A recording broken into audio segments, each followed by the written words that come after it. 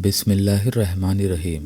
दोस्तों, इस वीडियो में हम शब बारात की फजीलत के बारे में बताएंगे और कैसे इस रात में साल भर के गुनाहों का कफ़ारा होता है और इस रात में किन लोगों की मग़फ़िरत नहीं होती और इस रात में कौन से 300 दरवाज़े खोल दिए जाते हैं और उन दरवाज़ों से क्या सदा लगाई जाती है और इस रात में जन्नत को कौन सी सवारी जाती है और नबी पाक सल्लल्लाहु अलैहि वसल्लम इस रात को कैसे गुजारा करते थे और हमें भी इस रात में क्या काम करने चाहिए जिनको करने से हम दुनिया और आखिरत में माला माल हो जाएं।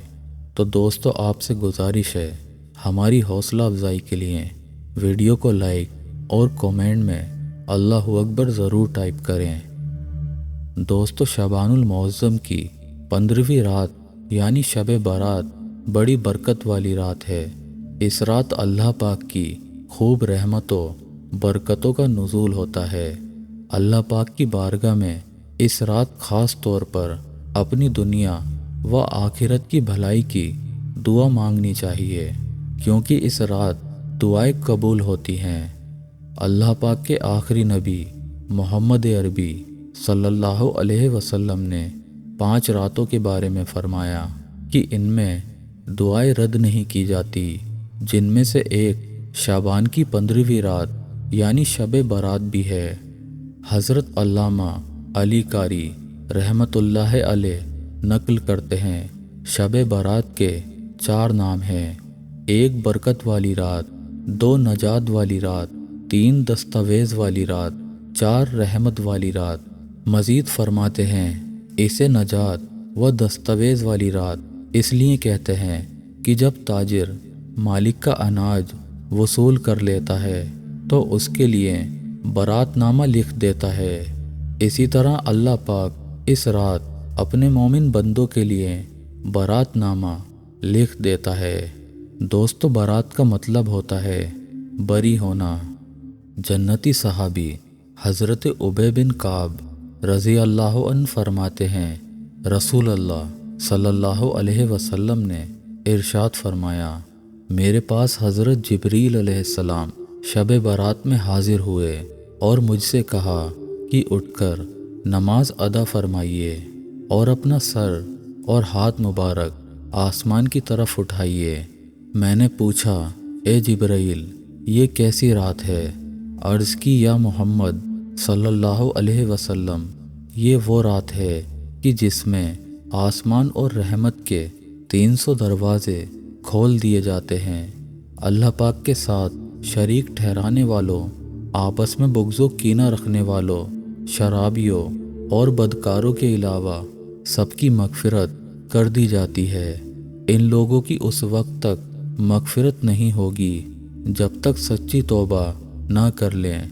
अलबत्ता शराब के आदी के लिए रहमत के दरवाज़ों में से एक दरवाज़ा खुला छोड़ दिया जाता है, यहाँ तक कि तौबा कर ले। जब वो तौबा कर लेता है तो उसकी मग़फ़िरत कर दी जाती है। इसी तरह कीना रखने वाले के लिए भी रहमत के दरवाज़ों में से एक दरवाज़ा खुला छोड़ दिया जाता है, यहाँ तक कि वो अपने साथी यानी जिससे कीना रखता है उससे बातचीत कर ले। जब वो उससे बातचीत कर लेता है तो उसकी भी मग़फ़िरत कर दी जाती है। हुज़ूर अकरम सल्लल्लाहु अलैहि वसल्लम ने इरशाद फरमाया, ए जिब्रील, अगर वो अपने साथी से कलाम ना करे यहाँ तक कि शब बारात गुज़र जाए।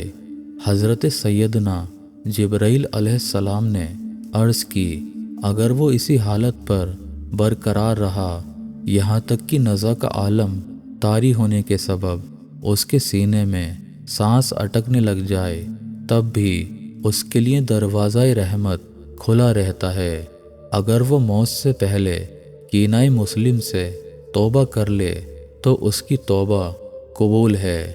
फिर हुज़ूर अनवर सल्लल्लाहु अलैहि वसल्लम जन्नतुल बकी की तरफ तशरीफ़ ले गए और सजदे में जाकर इन अल्फाज में दुआ मांगी, यानी ए अल्लाह पाक, मैं तेरे अज़ाब से, तेरी माफ़ी, तेरी नाराज़ी से, तेरी रज़ा اور تجھ سے تیری پناہ طلب کرتا ہوں۔ تیری تعریف بلند ہے، میں تیری تعریف کا حق ادا نہیں کر سکتا۔ تیری حقیقی شان وہی ہے جو تو نے خود بیان فرمائی۔ رات کے چوتھے پہر حضرت سیدنا جبرائیل علیہ السلام نازل ہوئے اور عرض کی، یا محمد صلی اللہ علیہ وسلم، اپنا سر آسمان کی طرف اٹھائیے۔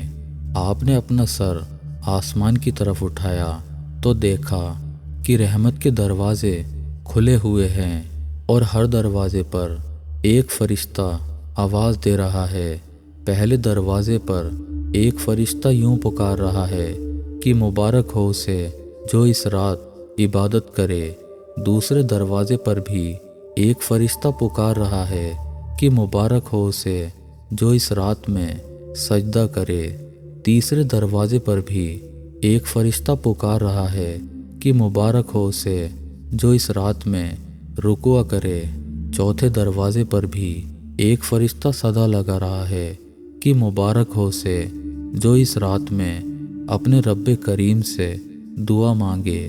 پانچویں دروازے پر بھی ایک فرشتہ یوں آواز لگا رہا ہے کہ مبارک ہو اسے جو اس رات اپنے رب کریم سے دعائیں کرنے میں مشغول ہو۔ چھٹے دروازے پر بھی ایک فرشتہ پکار رہا ہے کہ اس رات میں مسلمانوں کو مبارک ہو۔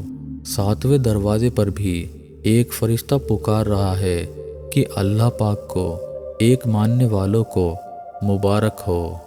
آٹھویں دروازے پر بھی ایک فرشتہ پکار رہا ہے کہ ہے کوئی توبہ کرنے والا کہ اس کی توبہ قبول کی جائے۔ نویں دروازے پر بھی ایک فرشتہ صدا لگا رہا ہے کہ ہے کوئی مغفرت طلب کرنے والا کہ اس کی مغفرت کر دی جائے۔ اور 10ویں دروازے پر بھی ایک فرشتہ ندا دے رہا ہے کہ ہے کوئی دعا کرنے والا کہ اس کی دعا قبول کر لی جائے۔ پھر محمد صلی اللہ علیہ وسلم نے فرمایا، اے جبرائیل، یہ رحمت کے دروازے کب تک کھلے رہتے ہیں؟ عرض کی، رات کی ابتدا سے طلوع فجر تک۔ پیارے آقا محمد صلی اللہ علیہ وسلم نے ارشاد فرمایا، اس رات بکریوں کے بالوں سے بھی زیادہ لوگوں کی مغفرت کی جاتی ہے۔ اسی رات لوگوں کے سال بھر کے اعمال آسمانوں کی جانب بلند کیے جاتے ہیں اور اسی رات رزق تقسیم کیے جاتے ہیں۔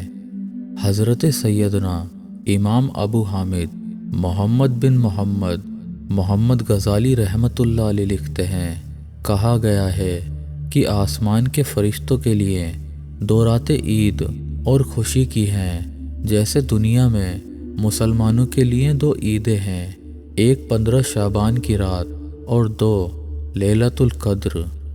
حضرت امام تقی الدین سبکی شافعی رحمۃ اللہ علیہ اپنی تفسیر میں فرماتے ہیں، یہ رات سال بھر کے گناہوں کا کفارہ بنتی ہے۔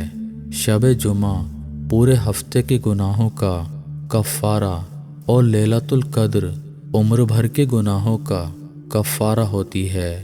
یعنی ان راتوں میں اللہ پاک کی عبادت کرنا اور یاد الہی میں ساری رات جاگ کر گزار دینا گناہوں کے کفارے کا سبب ہوتا ہے۔ اسی لیے ان راتوں کو کفارے کی رات بھی کہا جاتا ہے۔ حضرت کعب الاحبر رحمۃ اللہ علیہ فرماتے ہیں، اللہ پاک شعبان کی 15ویں رات حضرت جبرائیل علیہ السلام کو جنت کی طرف بھیجتا ہے۔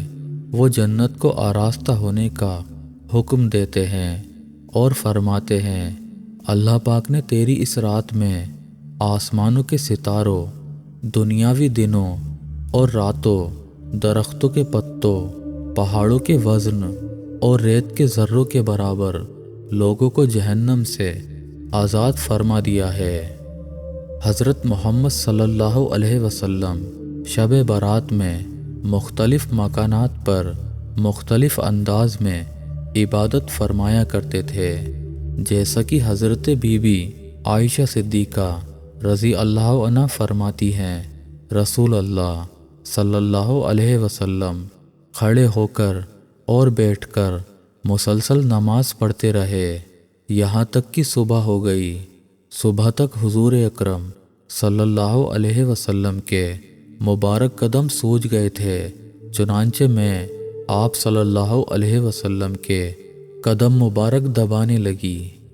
دوستو، کبھی ایسا بھی ہوا کہ اپنی امت سے پیار کرنے والے پیارے آقا صلی اللہ علیہ وسلم شب برات میں قبرستان تشریف لے گئے اور وہاں جا کر اپنے رب سے اہل قبور کے لیے دعائیں مانگی، جیسا کہ حضرت عائشہ صدیقہ رضی اللہ عنہا فرماتی ہیں کہ میں نے حضور نبی کریم صلی اللہ علیہ وسلم کو 15 شعبان کی رات جنت البقیع میں اس حالت میں پایا کہ آپ صلی اللہ علیہ وسلم مسلمان مردوں، عورتوں اور شہیدوں کے لیے دعائیں مغفرت فرما رہے تھے۔